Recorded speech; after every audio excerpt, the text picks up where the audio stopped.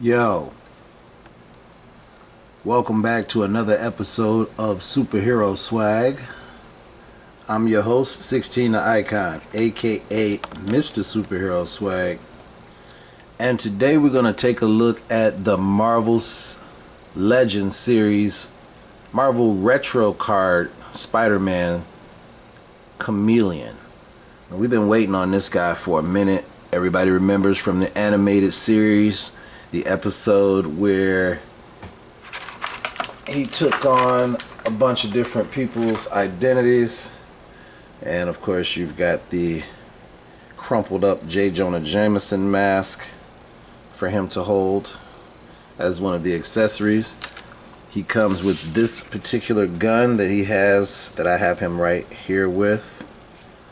And then he comes with a set of fisted hands.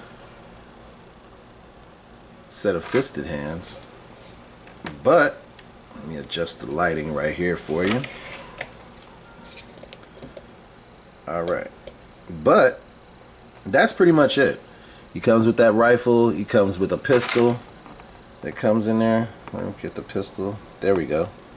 He comes with that pistol right there, and comes with this one right here. And then he comes with the J. Jonah Jameson mask.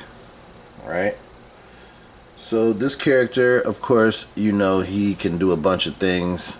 He is related to Craven. I should have had Craven out here for just the whole family photo thing. But Chameleon, of course, is a chameleon. He can change into different people. He can infiltrate different places, learn information, and report back. He is one of the Insidious Six from the animated series that Kingpin put together with Doc Ock, Scorpion, and so on. He had his Insidious Six, and of course you got the Sinister Six. There's a bunch of different iterations of that group of villains. So today we're taking a look at Chameleon. He's a pretty fun figure, actually. He's a pretty fun figure. As you see, he's got the hinges, up and down hinges for the gun. That is on both of the gun holding hands. He's got up and down hinges, as well he should, for holding the weapon. You can look up that much. I actually like that it's on a hinge, gives him the ability to look up. I think that most characters, especially characters that can fly, they need to have this particular setup as far as how their head is articulated, being able to raise up. He can look down that much, which is also dope. And then he's got the hard waist swivel and ab crunch.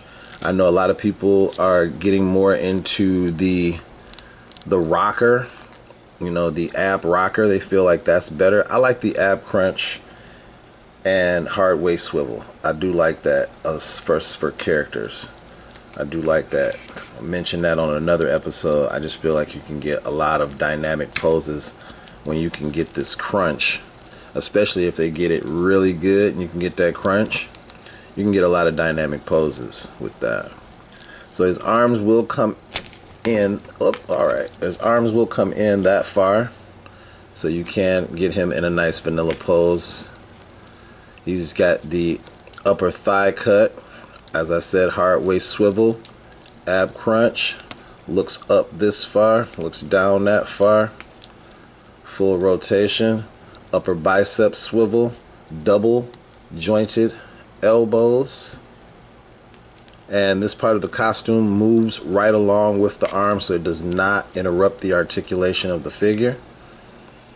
You've got double jointed knees. Boom. Automatically kicks his own ass for the Robo Don't Know test. And he's got the boot swivel, and we all like that for being able to stand these figures up. Front facing pin for rocker on the feet, as you can check that out right there. Alright, so yeah, this is a pretty fun figure. I would have liked to get an additional head sculpt.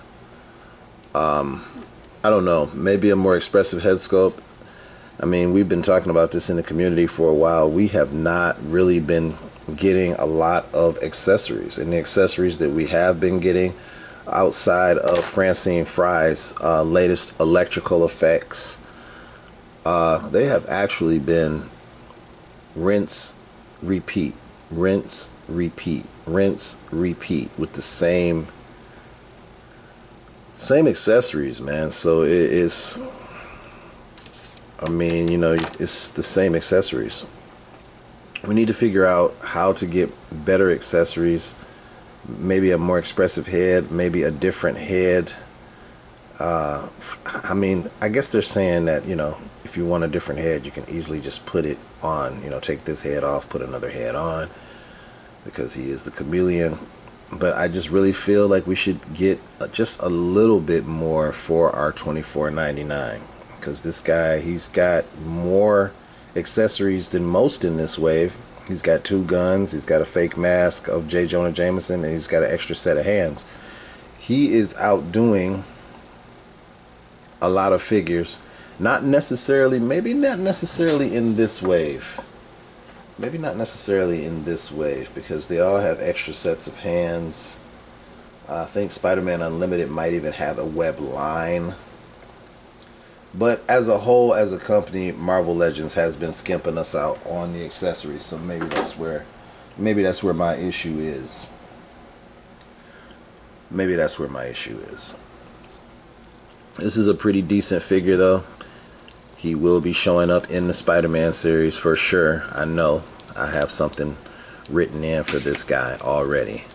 So certain characters, when I get them in my collection, they're going to turn up immediately in the Marvel Legends Shorts universe, and others, it'll take me a minute before I can come up with something to pull them in that isn't identical to the story that they already had in the original 616. You know, because as I have discussed many a time, my universe is different than the 616, just because I'm playing with the mythology and everything with my own imagination and my own decisions, which is why Sam Wilson has a derivative of the super soldier serum that was made from the heart-shaped herb over in Wakanda, because I thought it was stupid Sam trying to be Cap and not having the super soldier serum.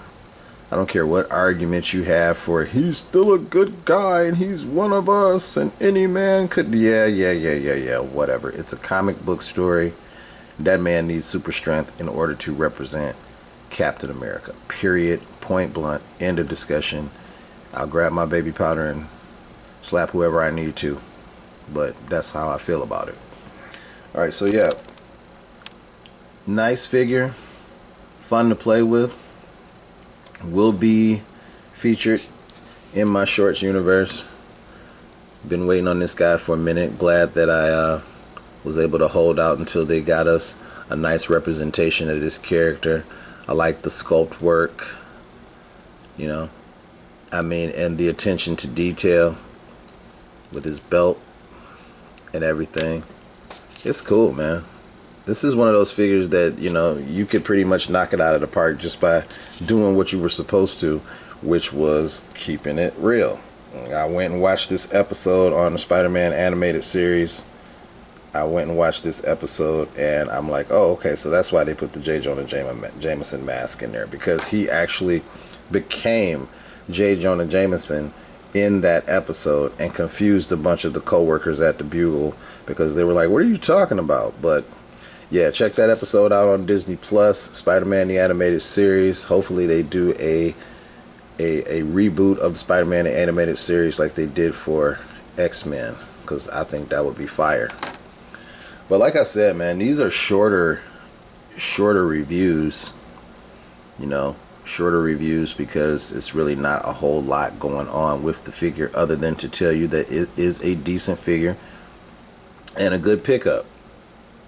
If you are definitely into Spider-Man animated series, you trying to put that type of look, that retro look on your shelf, you definitely need this guy. You definitely need this guy. I'm so glad that I waited and got action figures you know, in my collection, replaced them with the, you know, the ball jointed hips, and started getting the newer tech. And now my collection is,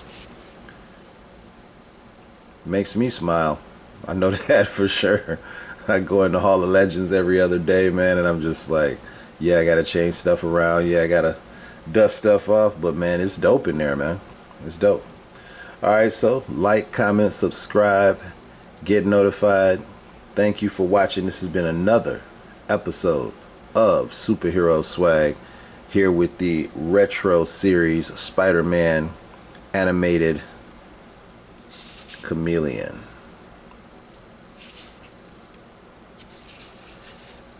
Yeah, this boy is definitely, he's gonna do some damage. He's gonna do some damage, and be making sure you're checking out 16 TV. Like, comment, subscribe, get notified. Thank you for watching, and until next time, peace.